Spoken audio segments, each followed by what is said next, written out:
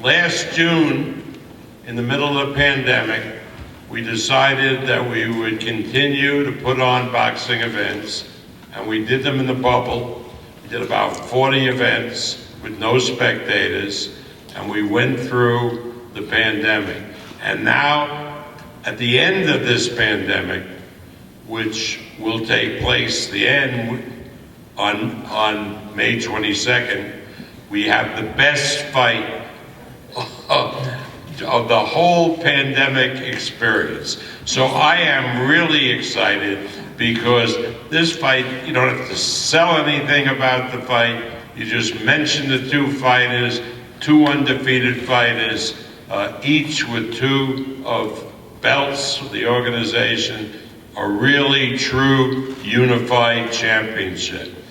We thought for the Brits out here that we'd be having another one in August, but I guess that'll be delayed. And but at least here we are now with a true unification match. And we're not wearing masks. That's right. And look. I mean, don't get me started. But I kind of wanna. But the White House announced today that they are having meetings at the White House. No social distancing, no mask. Take off your goddamn masks out there. Anybody who hasn't been vaccinated and gets the COVID, it's on them. The pandemic is over. I love it. And look, I want to talk something because there's Brits out here. Can you believe that in this country there is a ban, a travel ban, on our cousins from Britain and our cousins from the EU? They can't come in here. Absolute travel ban. And I'll tell you why that's important. And a Ruski, he's not under a travel ban. Moscow, they don't care about COVID, they don't wear masks, they can come in. A Bulgarian can come in, but a Brit or a Scottish guy can't come in because of COVID. That is preposterous. President Biden, wake up. Tell him, Bob. Wake up. I mean, this is important. This town relies on tourism. And how do you ban people from the UK, from France, from Germany? I mean, it's preposterous. Well, and look, I want to just go and then I'll shut up. Take Josh Taylor. Josh from Scotland.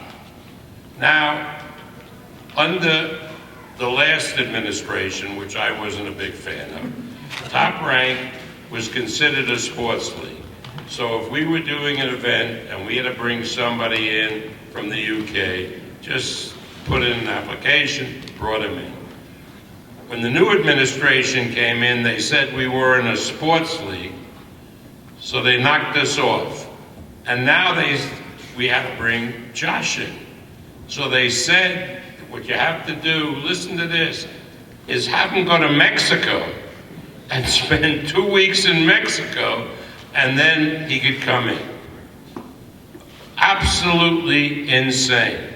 So it took a paid lobbyist and 2 U.S. senators from Nevada to get us back on the list so Josh could come here and train for the fight. Now, if that isn't silly and stupid, I don't know what is. As of the end of this fight, May 22nd, the pandemic is over. Put away your goddamn masks and let's live a normal life. you heard it here first. The undisputed fight on Saturday is the official end to the pandemic. Josh, I'm going to come to you out of that because he said something obviously that I think resonates with everybody in the room. Your journey to get here. You've been in Vegas now for a minute. How has camp been here in Las Vegas? Yeah, it's been brilliant. I've loved every single minute of it. You know, just lapped up the whole experience. You know, rented a nice house outside of the Strip. Went seen the Strip, done a few bits of shopping, a bit of normality. You know, back in Scotland, you know, it was literally going to the gym and back to the house. You couldn't go anywhere except maybe go to the shop to get groceries, and that was it. You know, you couldn't do anything. So after a number of weeks or a couple of months in camp, it was starting to get a bit frustrating, you know, a bit boring and a bit stale. So we come out here as early as possible, you know. So, and it lifted our team spirits. All the team spirits were all, you know, we're all bouncing off each other. We're going out and about, doing things, living normal life. You know, it felt great again. It felt great to be back to normal. Now, you're a big talker. We all know that. No trash talk really up until maybe this afternoon with the ESPN taping. What is it about your opponent over here that, you know, garners this respect that we haven't really seen from you? I respect every fighter that jumps in the ring, you know, and you've got to respect Jose Ramirez as well. He's 26-0, he's a unified champion, he's beat everyone that's in front of him. You don't become unified world champion for no reason. He's a very, very good fighter. I've said this all along. I respect the man, I respect him, highly respect him. You know, he's got my respect from the very off. He's a great fighter, he's a great champion, and a great person. But on Saturday night, as soon as that first bell goes, it's all out the window. It's all out the window. I'm going to come over to you, champ. Underdog in this one. Is that fueling the fire a little bit? You know, to be quite honest, this is the biggest fight of my career, so I'm always gonna, you know, for this fight, I was very motivated to train like the underdog, even if I was the favorite, you know. But that doesn't matter, you know. The odds makers, people's opinions, they ain't gonna help me. That's not gonna help. They're gonna help Josh, and I'm just grateful for this opportunity. You know, it's quite an honor. You know, it's an honor for me to be facing a guy like Josh, you know, being a part of this great event, one of the most exciting fights of the year. So I'm just happy, you know. Up to this fight, you know, through camp, what have you learned about Josh that you didn't know possibly before? Well, I've always known he's been, you know, he's a great fighter, and he's very prideful with his country, and I respect that, you know. He has a lot of pride in his people and where he comes from, and you know, that's the way a champion should be, you know. I don't expect anything less from Josh, or for any great champion out there. Bob, I want to come to you real quick. Top Rank has promoted Jose since his pro debut in 2012.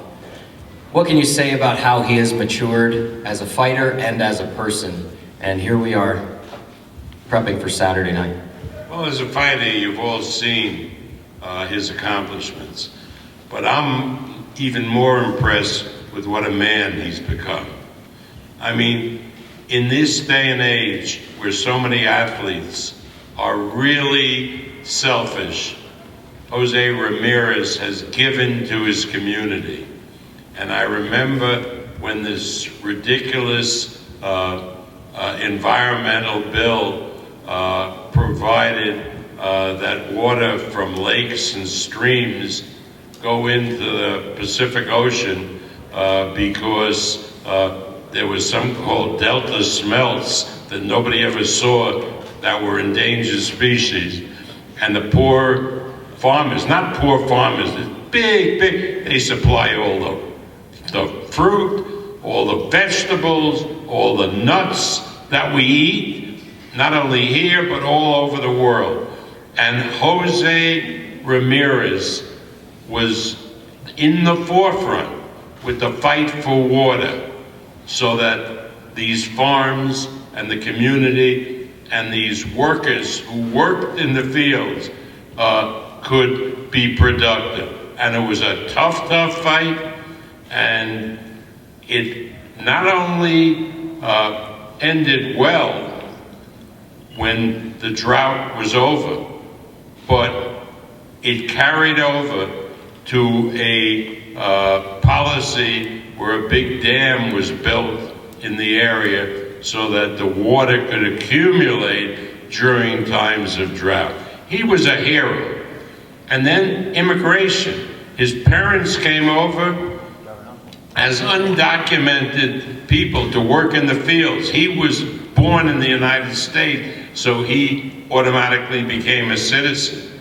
And he worked in the fields. And I don't know if anybody has been out there, but you have to understand how hard it is to work in the fields and pick the vegetables and the fruit. But he did that. And he was able, through boxing, through support of people in that area, to become a member of the U.S. Olympic team, and then go on with this career and to be a world champion. So if people say to me, are you proud of Jose Ramirez? I will say, damn proud, because what he's accomplished has been absolutely tremendous, and it's a great American story. Thank you. Josh, you're fighting to become the first Scottish undisputed champion in the four-belt era. The second Scottish undisputed champion following Ken Buchanan. What would it mean to you, to your country, to your hometown? Yeah, this fight means the world to me. You know, it speaks for itself. You've just said it there. You know, to be the first person in the four-belt era in Scotland and from the UK, it's a massive, massive piece of history, and it puts my name in the legacy books, in the history books. You know, as one of Scotland's best ever fighters, and you know, it's a real honour and motivation for me to do this. You know, I'm in this game to be the best and fight the best, and leave my name and history in the mark in boxing. You know, so this is why I've trained so hard for this fight. You know, I've been away from home for about 6 months in this fight. You know, I've dedicated my whole life, adult life, to the sport for this moment in time. So I'm so confident leading up to this fight. It's just unbelievable. I know I've done everything right and to the best of my abilities. So I can't wait to get in there, and not only for myself, it's a massive fight. It's a massive fight for Jose as well.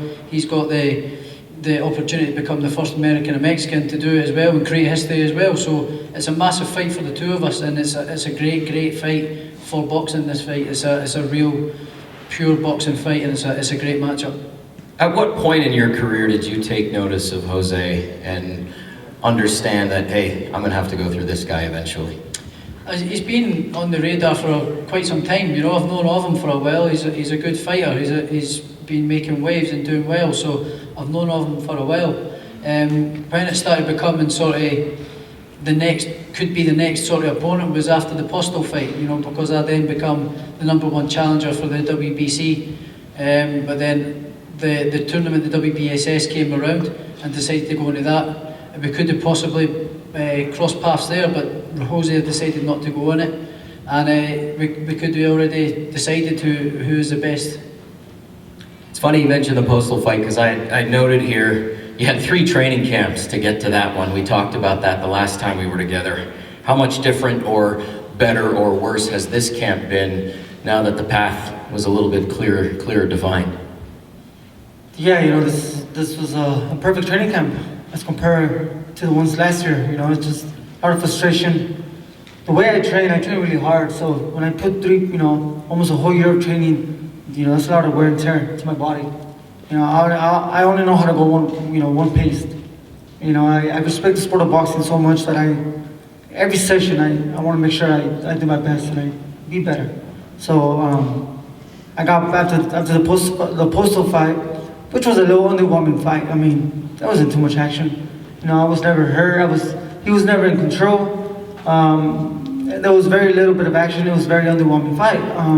Every time I landed, he was respecting me, and you know, I think my problem in that fight was just my lack of activity. You know, just not throwing that many punches, but or putting the pressure that I usually do. But it was just based on just being, you know, tired mentally and physically. But for this camp, it's been a tremendous camp. You know, I'm very motivated. It's a big fight. It's God willing, I become the next undisputed world champion. That's going to bring a lot of glory to my family and to, you know, both demographics, the Mexican demographics and the Mexican American demographics. So it's a beautiful thing, you know, to be able to share that type of glory with so many people. So I'm looking forward to that. We asked our social media following on Top Rank Boxing to follow us, hit us up on social, and provide a few questions. And we hit at this a little earlier, but at Enrique Rios sent in this question. What would becoming the first ever 4-belt champion of the Mexican descent mean to you?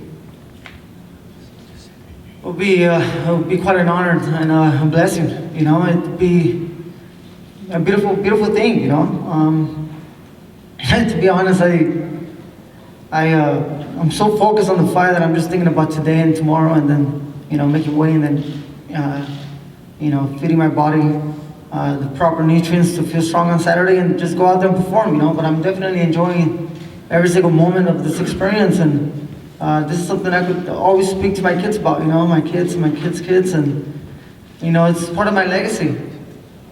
Josh, we had a question come in for you from social, the handle @thebatboxer. His question was, if you win on Saturday, would you consider yourself the pound-for-pound best? No, I wouldn't think so. But I would say it's got to be in there. It's got to be in the pound-for-pound list, But I wouldn't say the best. I'm not going to disrespect other fighters, but it's got to be up there, certainly, for sure. I think I'm number 9 at the minute, so if I win this on Saturday, yeah, it's got to go up a couple of notches, yeah. You knew what number you were, so you're paying attention now. Yeah.